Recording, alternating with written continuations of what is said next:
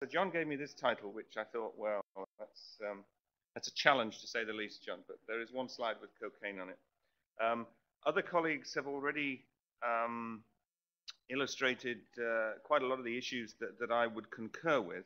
And so I'm going to address the topic, but I'm also going to add a bit more about sucrose and fructose in terms of the current perception that they're not addictive, also toxic. And I'm not sure that that's true either. So what I will do is to go over some of the recent claims, which are predominantly lay press, although it's lay press interpreting what people who claim to be scientific and medical experts have been saying, and I think the basis of some of their expertise is a bit dubious. To outline what some of the problems are with fructose, in particular sucrose, if you like, as far as the toxic side of things goes, then to come back to this issue of dopaminergic activation and the link with sweet taste. And actually, the most recent studies have given up the worry that it's actually sucrose or fructose that's causing it, and it's now high glycemic index that's the focus of activation of these dopaminergic systems. So if it doesn't work the first time, find a different explanation is one slightly cynical view. And then actually coming back to the biology, I sometimes put that slide first, and as I listen to the other things, I wished I had done. But the brain needs glucose. And it's only in extreme circumstances that it will work partly with other things, but it needs glucose. And so all of the homeostasis that Sadaf was talking about and that others have hinted at is about maintaining an adequate supply of fuel to the brain. And that's the first thing. And these reward pathways are linked to that biological necessity. And then I'll show you a bit more of the more recent stuff that questions whether it is actually a toxic effect of fructose as far as some of these effects on metabolism are concerned. So there's a beautiful overview by a science journalist in Scientific American. His name is Ferris Jabber. And he has looked at some of the more recent extreme scientific-based statements and also put an element of common sense in, which I wish some of our journalists would pursue some of the time. So this is his quotation of a certain pediatrician who also puts himself up as an important nutritional scientist in this area. And then he's never done any empirical work in the area either. But the view from Lustig is that by consuming so much sugar, we're not just demonstrating weak willpower and indulging our sweet tooth, we're in fact poisoning ourselves. Some other journalists, I think these are New York Times journalists, argue that sugar is toxic and that it's the cause of the obesity epidemic and cause of cardiovascular disease and lots of other things. There are, though, and there are a series of systematic reviews now coming out and other expert opinions which are questioning the basis of a lot of these assertions. So Stephen Piper and colleagues have looked at this quite extensively and found no harmful effects of typical fructose consumption. And typical fructose consumption in the US and the United Kingdom is on average about 75 grams of fructose a day. So this is not trivial in terms of percentage of energy intake. Luc Tappy from Switzerland for a long time has been producing empirical studies which have tended to show very negative effects of fructose in relation to fat metabolism, insulin resistance, and so on. And even he is now saying that there's no evidence that fructose is the sole or even the main factor in the development of some of these diseases of excess. And this view down here from this journalist, again, is quite interesting. And actually, I do like the second bullet, because even if Lustig is wrong to call fructose poisonous and everything else, his fundamental directive is sound, and that is you shouldn't eat as much as you're eating at the moment if you're worried about obesity. And it shouldn't just be sugary drinks, but any energy-rich, nutritionally dilute source of calories in the diet is something that would fall into this category. This is a recent review by Tappy and Bettina Wendorfer, which is quite interesting because this is where it's all going. It's all going towards trying to get the politicians to take some action to reduce the availability and consumption of foods that are thought to be in relation, thought to relate to some of these problems in terms of obesity and so on. And Their recent findings, their definitive studies are missing, and and as I say, up until fairly recently, TAPI was very, very positive about fructose being a real problem. But at least by reading the evidence, the views have changed somewhat. So that at the moment, at least, the important thing is that the evidence to support action against fructose is not valid on the basis of the research that's available at the moment. And so it calls for more reviews, more research to be done so that reviews can be more comprehensive. So why is there a potential problem as far as fructose and metabolism are concerned, and thus, because it makes up 50% of sucrose, this immediately is thought of as being an issue as far as sucrose goes as well. And I think there are several elements. Sugar-sweetened beverages and any other energy-containing drinks are less well recognized by the food intake regulatory systems that John and Peter and Graham hinted at, than solid food taken into the stomach and processed in a more prolonged way, so that they can escape the appetite satiety systems, drink-based calories that we consume. Whether it leads to massive to passive overconsumption of energy is contentious. Many people have argued that it does, but I think it's still something that needs to be resolved in a bit more detail. Fructose is different to glucose. It doesn't require insulin to promote its metabolism. It doesn't stimulate insulin secretion either. It is involved in increasing the de novo, the new synthesis of fatty acids and then triglyceride by the liver. Whether this gives rise to an increase in liver fat or an increase in serum lipids, serum triglycerides in particular, is contentious. It depends very much upon the way the experiments are done, and I'll show you something about that later. And the issue is whether it's different to glucose, whether when you take too much glucose, you get the same effect as too much fructose. There are one or two things that fructose does that glucose doesn't seem to, but they alone would not give rise to the obesity, insulin resistance, and potential problems that have been identified. Fructose does deplete liver ATP levels, but it has to be a large amount of fructose, preferably intravenously injected over a short space of time, alternatively taken as a drink, and you need to be careful with very large amounts of fructose taken in a drink. But the effect on hepatic ATP is very short. The study I'll show you at the end that we've just done with fructose feeding, we measured hepatic ATP, we measured liver ATP as well. The morning after a 2-week dosing, absolutely no difference. It's only when you give a large amount of fructose as a single load that you then can see a short-term change in ATP in the liver, which might disturb its metabolism and give rise to some changes. And also, of course, there are issues to do with the mouth and fructose and sucrose, but that's beyond today's discussions. It has also been speculated that fructose, as part of its toxic spectrum of effects, activates brain reward, these dopaminergic pathways, leading to craving for sweet foods and even addiction. That's the speculation. I have not seen any neurobiology that shows that fructose will get into the brain and fructose will have specific metabolic effects on the neurons that are involved in this system. If it does lead to such an effect, then it is via some systemic signaling, which then, and I think that would also support these TRAP5 mutant mice that Sadaf has been reported in that previous presentation, that these systems, I think, are a consequence of peripheral or systemic stimulation that then give rise to altered signaling in the brain. But I haven't seen any peripheral explanations for fructose having these effects either. It's just a correlation in people's minds, an association between situations in which increased consumption of fructose or sucrose happens, and there is some dopaminergic activation. So what do we mean by dopaminergic activation? Well, my colleagues have said a little bit about this already.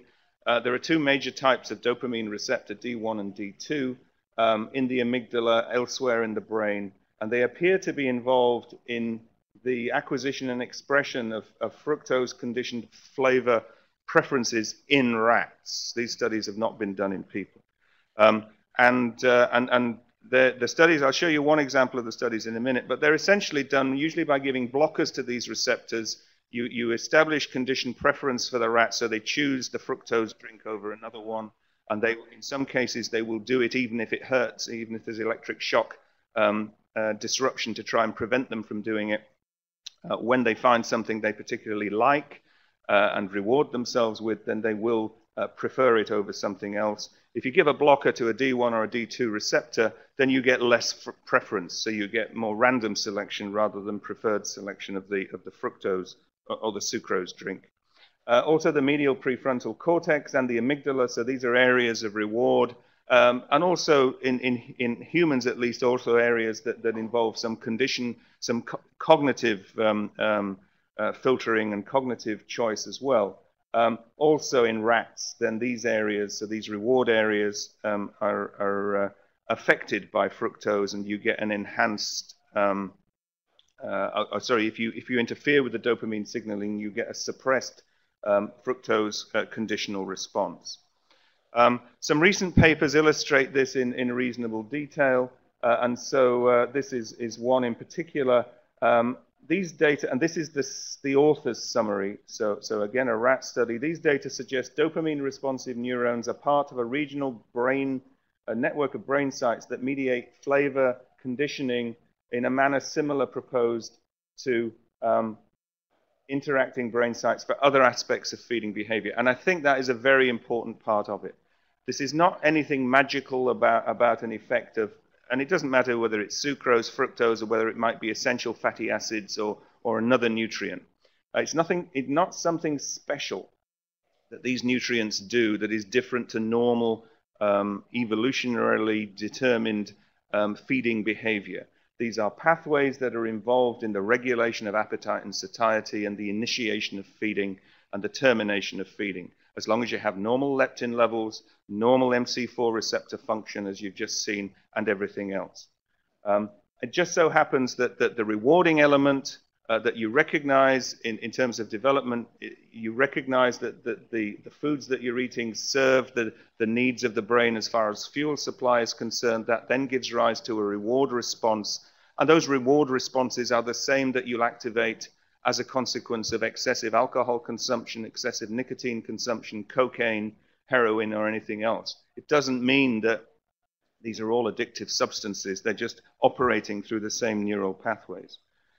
This just illustrates one of those rat experiments. That's the fructose a conditioned response in medial prefrontal cortex here. This is in the presence of the dopamine antagonist, and it essentially wipes out the separation between the stimulus and the control. And so those are the sorts of things that happen, and they've been observed in all of these areas, not necessarily the whole response. So in some areas it stops the preferences, it reduces the preferences, in others it reduces expression of this response, and sometimes it blocks acquisition of the response. So it's not all the same in all of the areas.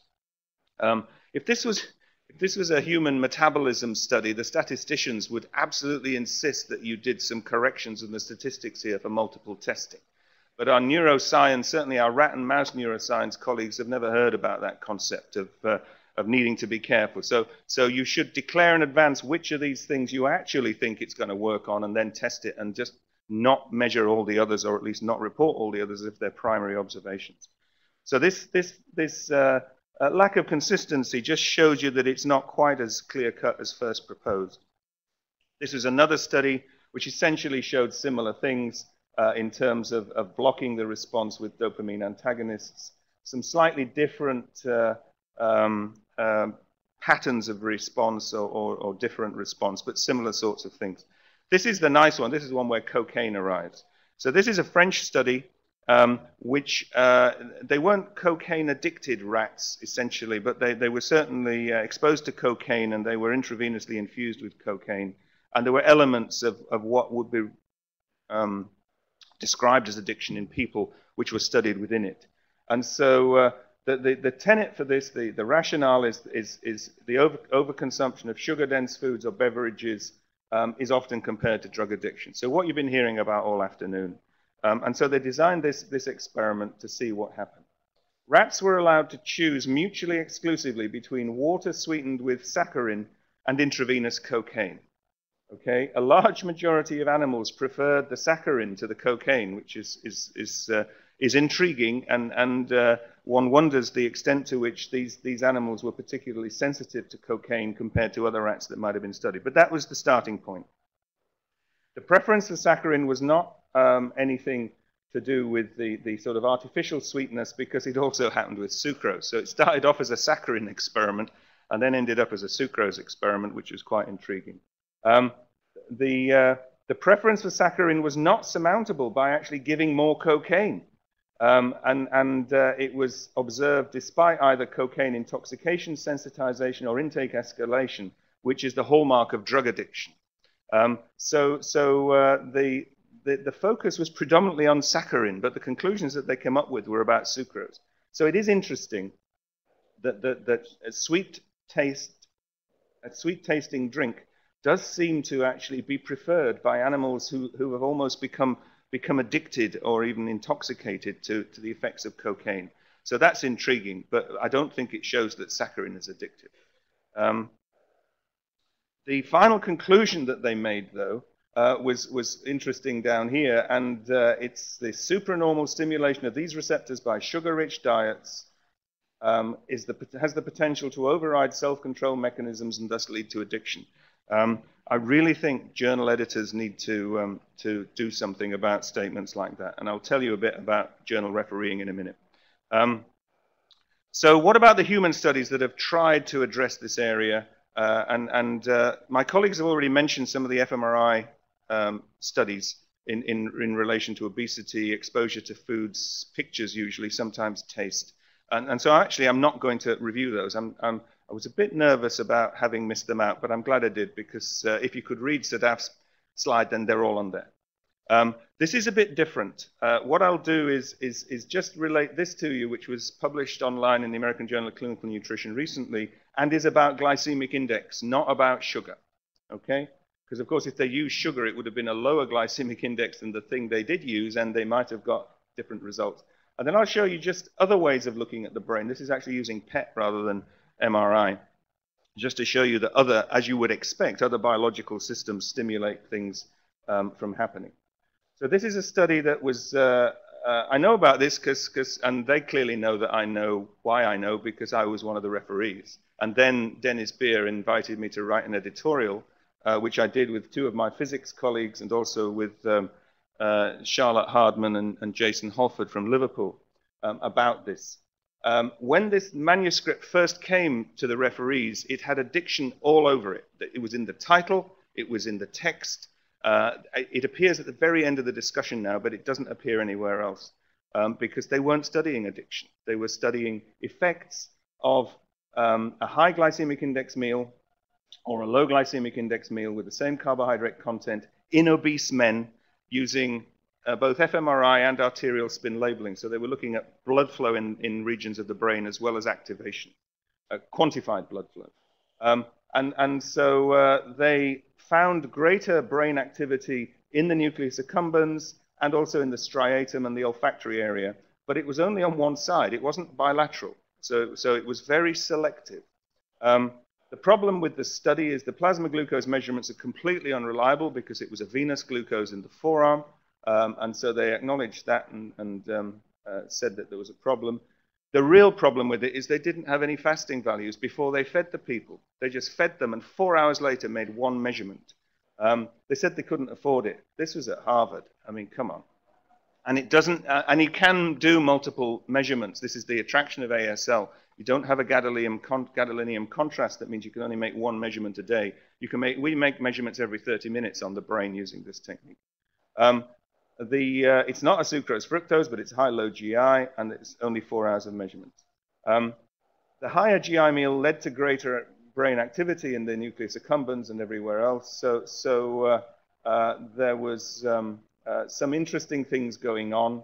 The problem is that they didn't do any neuropsychological testing either, so that they didn't actually have any behavioral measures of craving, of food preference, or whatever else. They'd already decided what was going to happen from a psychological viewpoint. So they didn't bother to measure it, and they just did these interesting but limited measurements. The things that Charlotte and Jason added to the editorial are illustrated here. It's often illustrated dopamine plays a central role in the hedonics, the craving, and reward. However, this is most likely an oversimplification.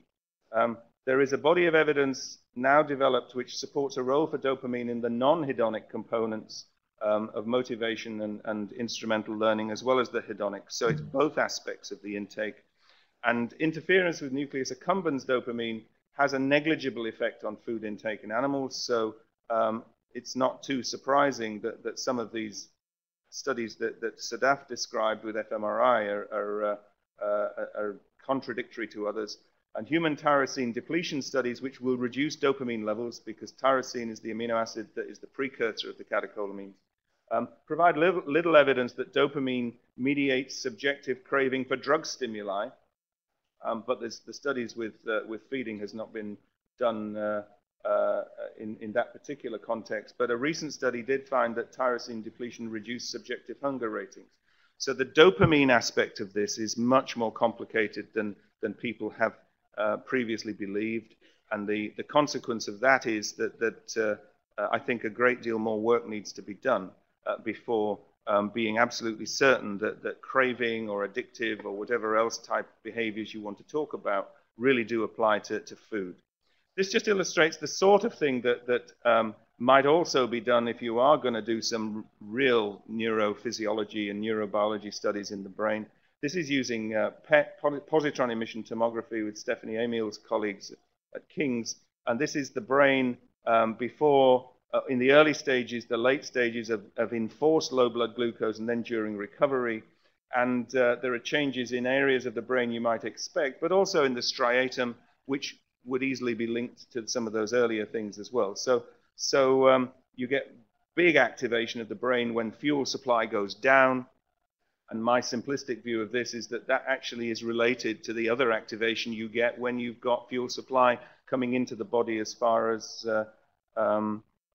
feeding and carbohydrate is concerned.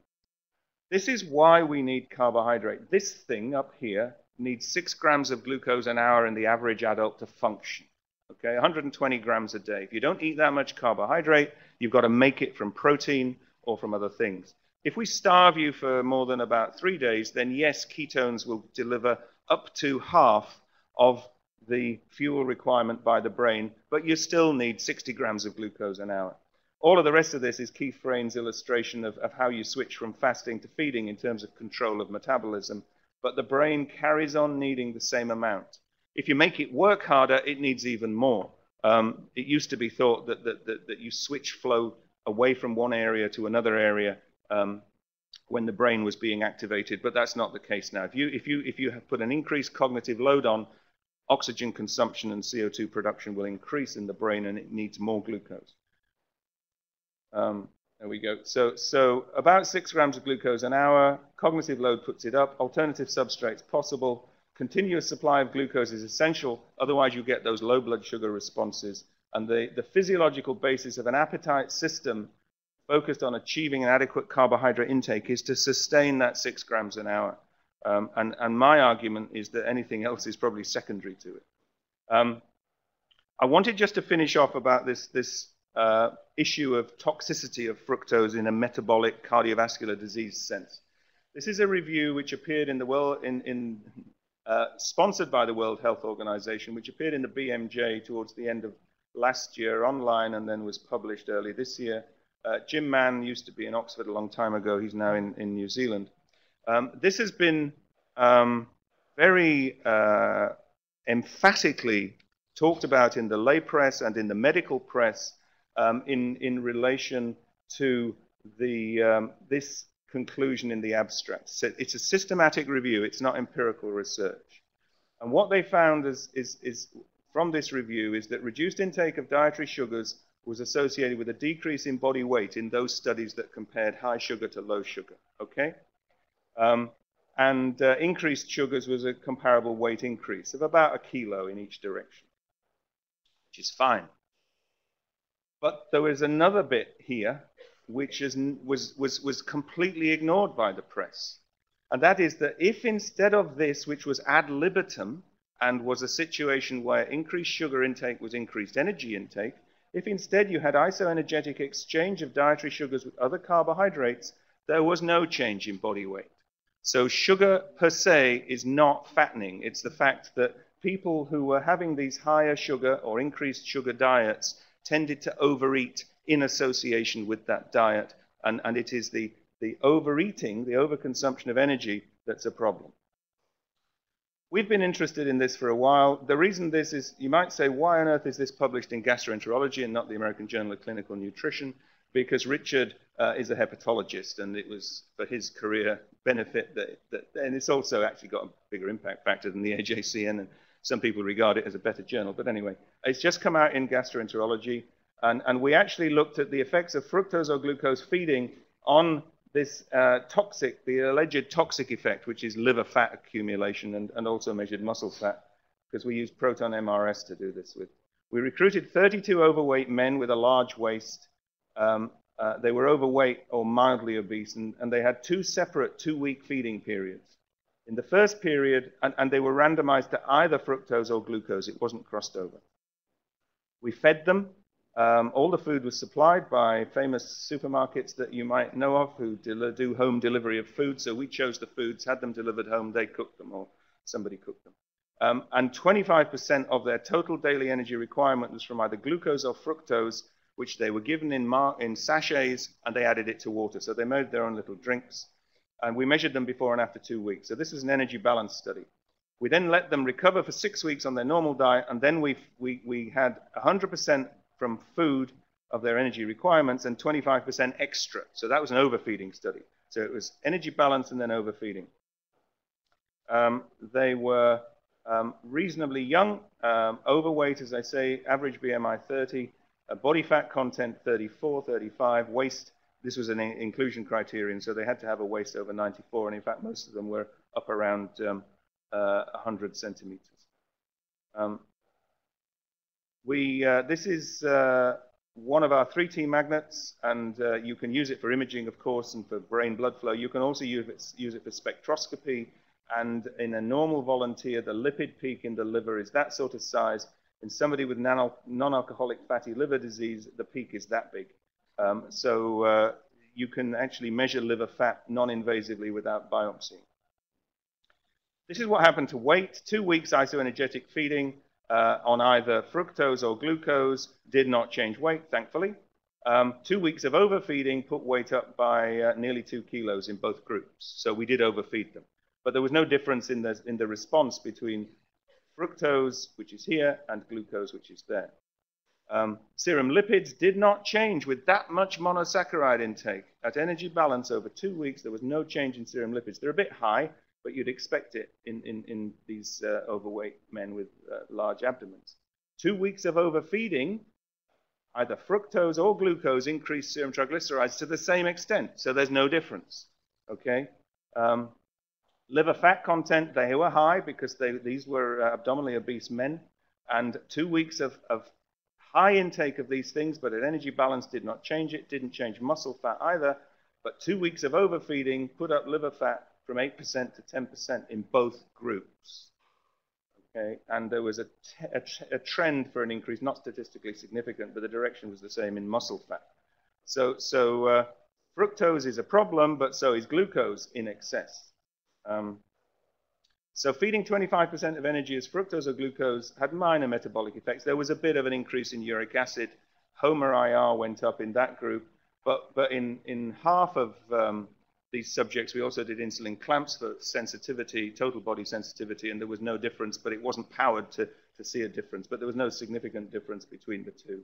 Overfeeding put up lipids in the plasma, in the liver, tends to increase muscle fat, but it does not have significant effects on insulin resistance. Homer IR was not affected, so that's fasting insulin resistance, and the clamp data were not affected either, but that was underpowered. The only problem is 2 weeks might not be long enough for this increase in liver fat to translate itself into an insulin resistance, so that's always a concern. So strong opinions have been expressed regarding toxic effects of sucrose and fructose and the potential for addiction. I think my colleagues have really provided very strong arguments that the addiction side is not an issue in the same, if you're talking about addiction as being the same as you would have with nicotine or with alcohol or with cocaine or heroin, then it's not in that league. But I think explaining the craving and addiction, I'm not sure I like addictive like feeding behavior, but it's better than addiction or other things. That is something that needs exploring further in the future. The general scientific view is that these claims, even for toxicity, but certainly for addiction, are not correct. I think what we're talking about here is pathways which are intrinsic to survival in terms of providing carbohydrate for the brain.